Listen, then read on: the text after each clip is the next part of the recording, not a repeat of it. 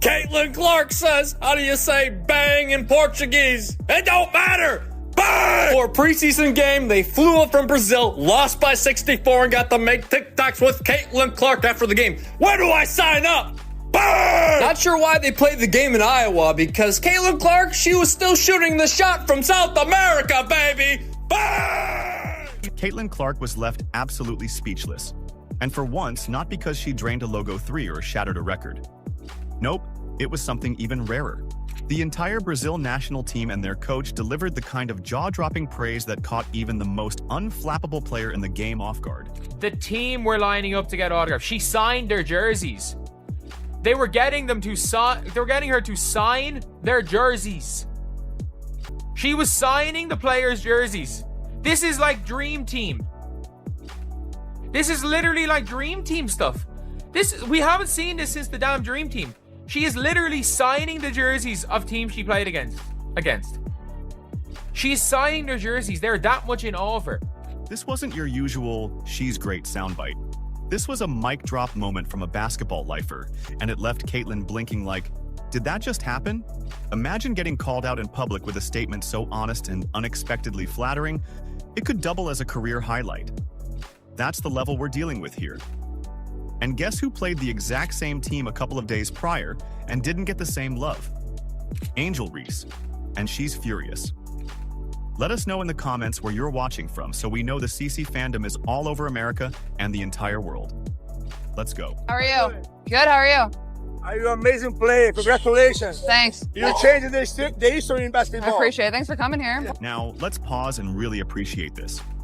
Brazil, the country of samba, soccer gods, and delicious steaks, just added Caitlin Clark worship to their national identity. Who would have predicted that? In a preseason exhibition match, not a playoff, not a final showdown, Caitlin pulled so much gravity she practically tilted the basketball axis. Brazil's head coach, a man who's probably coached longer than most fans have been alive, looked at her game and responded like he just saw Michael Jordan in female form. This wasn't admiration, it was reverence.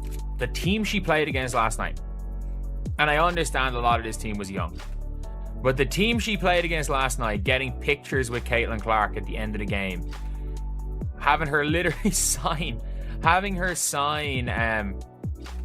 their jerseys, and those jerseys, you better believe, the coach of the rival team being in shock. Like, this is the dream team. This is the dream team. This is the opponents getting pictures with the dream team. And it didn't stop there.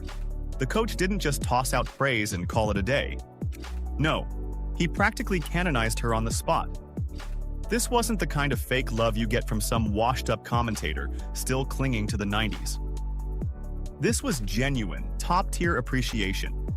He praised her like she was a mythical creature, like she had wandered off Mount Olympus, picked up a basketball, and decided to moonlight in the WNBA. And coming from someone whose homeland worships soccer like a religion, that kind of adoration is gold-plated. Brazil, their coaching had no answer whatsoever for Caitlin Clark, and they threw so many different looks at her. Like, I've never seen a team throw so many different looks at a player. But wait, it gets even better. After the game, Caitlin didn't just walk off like a superstar. She stayed behind to sign Brazil's national team jersey at their request. Think about that. Caitlin Clark, basketball's current son, autographed their team's jersey like it was just another Tuesday. That wasn't a signature, that was a generational receipt. That was the Mona Lisa autographing the Sistine Chapel. That's how iconic this moment was. There you go.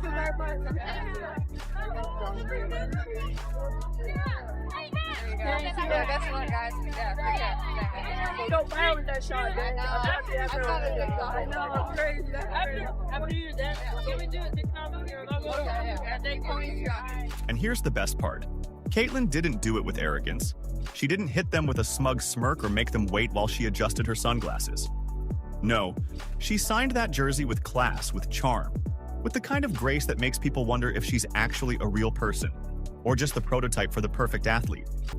While Angel Reese is busy blocking fans and saying on Twitter she doesn't have the time for these little things, Caitlin's over here creating international peace treaties with her signature. We know that we can be the best front court in this league, so just trying to do the best as we can. I think in this offseason, we got the shooters that we needed, and as you can see tonight, we have some great shooters out there, which just spaces out for both of us, so I think we're in a great direction. Meanwhile, Brazil's players? Just a few hours earlier, they were doing their best Caitlin impressions, trying to hit her three-point shots in warm-ups like they were auditioning for a parody reel. After the game, those same players were lined up like fangirls at a concert, phones out, eyes wide, begging for selfies and autographs like she was Beyonce with a basketball. Across the footage of the Brazilian national team dancing on Caitlin Clark logo at Carva Arena. Man, a lot of people had mixed reviews about it. Well, it looked like that wasn't the only clip, because the entire team got in on the action, bruh. Got in on the jumping on Caitlin Clark logo, stomping on it. Caitlin stepped onto the court and actually did the thing they wanted her to do. Dropped a deep three with the kind of ease that made the crowd gasp. She didn't perform for the cameras. She just casually obliterated expectations, as usual. The Brazilian squad, still recovering from the whiplash of witnessing greatness, realized they weren't just on the wrong side of a highlight. They were a part of it. Not the kind you want. The kind that ends up in every sports montage for the next decade. They were there. They were knocking her on her ass a couple of times. They were being physical. They were denying her. They didn't try to stop during the game. They just did not have it. They're so excited. They're taking pictures with her after the game. They're taking pictures. They're taking pictures with her like it is. That's the difference. Caitlin doesn't play games. She owns them. While her peers spend their time stirring up Twitter beef or launching brand deals that vanish faster than a Reese jump shot, Caitlin's rewriting how the WNBA moves. Brazil didn't just respect her, they were in awe. And really, who could blame them? Excuse me, pardon me, just trying to get through real quick. Sorry about that. Bang! Excuse me, ma'am, hold on. I think you dropped something. Oh, it's a dime. Floater, look at that. Big bang, boom, boom, boom, bang. And her misses are majestic and set up her teammates for success. Look at this soft bounce off the rim, put back by her teammate. Bang! Just stand in the corner, clap your heels together 3 times and cut to the basket. Caitlin Clark will find you every single time. You know who didn't get that kind of welcome from Brazil? Angel Reese. No selfie swarms, no coach quotes, no jerseys signed like they're priceless heirlooms. Just vibes and a couple of missed layups. It's almost like respect has to be earned, not claimed on Twitter. Because let's be real, when's the last time a foreign coach gushed about her game? When has a national team lined up for her autograph like kids at Disneyland? Brazil showed Caitlin Clark more respect in one night than Reese has squeezed out of years of self-promotion. And that's the problem. Reese keeps demanding to be the moment, while Caitlin just keeps creating them. Angel Reese is now quoted as saying, "I'll look back in 20 years and be like, yeah, the reason why we're watching women's basketball is not just because of one person." She refuses to say Caitlin Clark's name. It's because of me too, and I want you to realize that. And while Reese's camp is probably furiously refreshing their mentions, Caitlin's just taking bows after casually reminding the world why she's the face of the league. She didn't ask for the spotlight. She took it. And now the whole world, from Iowa to Sao Paulo, knows the truth. Caitlin Clark isn't just great. She's global. Brazil didn't just see a player, they saw a movement. And like the rest of us, they wanted in. Because when Caitlin Clark steps on a court, she doesn't just change the game, she changes the atmosphere. And if Angel Reese wants to know what that feels like, well, she'll have to do a lot more than practice posing for the cameras. There's a reason the Brazilian team didn't pose for pictures with Angel Reese. There's a reason they weren't reposting highlights of her jump shots. Because when Caitlin Clark's in the gym, the energy shifts. The air changes. People know they're watching something special, something rare. Reese might talk like she's the future of women's basketball, but Caitlin is out here getting standing ovations in multiple languages. Oh boy, did that feel good. Did that feel good from Caitlin Clark opening up the game, pull-up 3, bang! To the logo 3 to close the third quarter, walking off to a standing ovation. Caitlin Clark pulling up from 36 feet out. From start to finish, there was never a doubt in our mind. There was never a time where we even thought to ourselves, is this game going to be close? Indiana comes out. 8-0 run, close out the first quarter, close out the second quarter, close out the third quarter, sit our starters in the fourth quarter, and by the time it's all said and done, the Indiana Fever score more than double the Brazilian national. Oh, and did we mention how long she played? 18 minutes. That's right, less than a sitcom episode. But in those 18 minutes, Caitlin turned the court into her personal masterclass. Every possession was a lesson. Every pass was an art exhibit. She was in and out faster than a Reese media apology and left a deeper impact. By the time the buzzer sounded, it felt like we had witnessed a full career retrospective, and she wasn't even sweating. Our first look at Caitlin Clark in her second WNBA season, and she did not disappoint. She was raining threes, her handle looked tighter than ever, her vision was on point, and she brought this energy, and she brought the crowd, and everything was just electric because she was on the court. That's what separates her from the rest. Most players need 40 minutes to make a mark. Caitlin only needs a fraction. She doesn't hog the spotlight. She is the spotlight. And the moment Brazil got a taste, they dropped their pretenses and joined the rest of us in the Caitlin Clark is inevitable fan club. But all in all, Caitlin Clark with a plus 42. She played 18 minutes. She played 18 minutes and was plus 42. Plus 42. 42 in 18 minutes. And there was a stage where it was her with all the rookies and she was still just carrying them. She got 2 assists to, I think, to an Yvonne Ejim. 1 foul, 3 turnovers to 5 assists.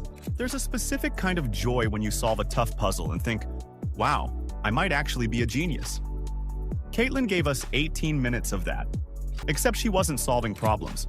She was creating them for everyone else. While defenders were still deciding which direction to shuffle, Caitlin had already mapped out a full playbook and executed it like she had GPS installed in her sneakers. Her decision-making was eerie, like she was clairvoyant, casually outmaneuvering players who looked like they were still buffering. 108-44, Caitlin Clark. Did she look rusty? I don't know. 16.6 rebounds, 5 assists, plus 42, plus minus in only 19 minutes of hoops. Caitlin Clark hoops are back. She looked good, folks. And while Angel Reese was somewhere scrolling her feed, probably filtering through more misunderstood queen captions, Caitlin was putting on a masterclass in minimalist domination. Let's not get it twisted. This wasn't a flashy 40-point ego trip. This was efficiency poetry. Caitlin could have dropped a 30-piece with extra sauce if she wanted to, but she didn't need to. Instead, she let the game breathe. She curated it. Every play felt intentional, like she was designing a highlight reel in real time, with full awareness that she only needed 18 minutes to leave the court smoldering. And honestly, I didn't plan to shoot that logo 3. I know coming into the game, everybody wanted me to shoot one from there. But Steph was like, was supposed to come out at the end of the third, so she was like, give a foul, give a foul, give a foul. And then it was 30 seconds on the clock, which like between 30 to 33, that's like your 2-for-1 range where you have to get one up. So I saw 30 as we're inbounding the ball, which probably is inbounding the ball at 30, probably a little low. But I was like, why not? Might as well launch one, and it went in, and then Steph used the timeout to get me out. But yeah, that was pretty. Meanwhile, other players were dripping sweat, fighting for relevance like their contracts depended on it. Caitlin? She looked like she might ask for an iced coffee mid-game. This wasn't just control, it was an exhibition in elegant authority. The game moved around her, for her, because of her. She didn't chase stats just clung to her, desperate to be part of the storyline. Caitlin doesn't just play basketball, she recalibrates it. Her style is a love letter to high IQ hoops and jaw-dropping athleticism, a combination that forces everyone else to either raise their game or get exposed. And guess what? Plenty are getting exposed. Bang! Nope, we don't have moose tracks, no cookie dough either. Don't even ask about cookies and cream. I'll tell you what we do have, though. This is the locals' favorite. They always want 2 scoops, not 1 scoop. Butter pecan! Bang! Oh yeah, she's like that. You too, loading. Let's go. And when Brazil's coach looked at what was happening, you could practically read the existential dread on his face. The man has coached through generations of athletes, seen everything from international gold medalists to once-in-a-lifetime prodigies. And yet, when Caitlin hit that step-back 3, it was like he briefly questioned the laws of physics. There he was, trying to hold it together, but you could tell he was processing a full basketball identity crisis in real time. Have I been teaching this game wrong? Is she what happens when evolution takes a jump? You just know he left that game wondering if Brazil should start naming streets after Caitlin Clark. We want to compete. We want to be our best. We want to compete at a high level. We've got edgy players. We've got competitive players. And I guarantee you, it doesn't matter if we're playing cards or if we're playing basketball. They want to win. And they want to do what it takes to win and position themselves to win. So I love that about this group. It means that we don't waste time in practice. They don't waste reps. They don't waste moments we have to get better. And it really is a joy to coach. And honestly, that wouldn't be a stretch. If he proposed a Caitlin Clark national holiday back in Sao Paulo, nobody would blink. They'd probably draft a resolution, buy some jerseys, and tune into Indiana Fever highlights like they were a World Cup final. Because this wasn't just a game. It was a statement. A moment of reckoning for anyone still pretending Caitlin's hype isn't deserved. And if you're a coach and not giving her flowers after witnessing that, bro, check your pulse. Greatness that obvious doesn't need defending. It needs recognizing. Anything else is just denial in a cheap suit. Yeah, I thought it was electric. It's what you've seen, whether it's from the outside on television or being here broadcasting, but to actually feel the energy. I mean, it is a thing when you talk about having a six man, so to speak, crowd energy. It gives you a lift. It gives you a boost. It's why we all do what we do, like to feed into these kinds of environments. And so it was a lot of fun. And yes, we hear you, Angel Reese defenders trying to pivot the conversation. But Reese brings the passion. Passion is cute. Execution is legendary. Caitlin didn't just dominate the box score, she left a crater. While Reese tweets, Caitlin signs autographs for the national team that tried to clown her. That's not just optics, that's evidence. The Brazilian team knew what they witnessed. They didn't leave with bruised egos. They left with stories. I'm glad I can be a role model for them, and they have a great impact on me too, and that's why you do it. Even at the end of the day, say I scored 0 points, I'm sure they still would have been there screaming my name and wanting an autograph, and I think that just really kind of puts into perspective the impact, and there's a lot more bigger things in life than basketball. And let's be honest, Angel Reese doesn't exactly have teams scrambling post-game for selfies and memorabilia. She has subtweets and media spin. Caitlin has fans, stats, and countries falling at her feet. There's a difference between talking like you're the face of the league and being the face of the league. One's on billboards. The other's busy chasing clout on Instagram. One is fun to watch, the other is funny to watch. By the time the final buzzer hit, you could hear one question echoing through every corner of the arena. Did we just see the future? No, you saw the present. Efficient, elegant, exceptional, and her name is Caitlin Elizabeth Clark. So while Angel Reese continues campaigning for her respect, Caitlin's out here casually earning it across continents. Because when you're really that good, the applause follows you home, even when your home is someone else's court. Let us know in the comments where you're watching from so we know the CC fandom is all over America and the entire world. Like, subscribe, and turn on all notifications so you never miss out.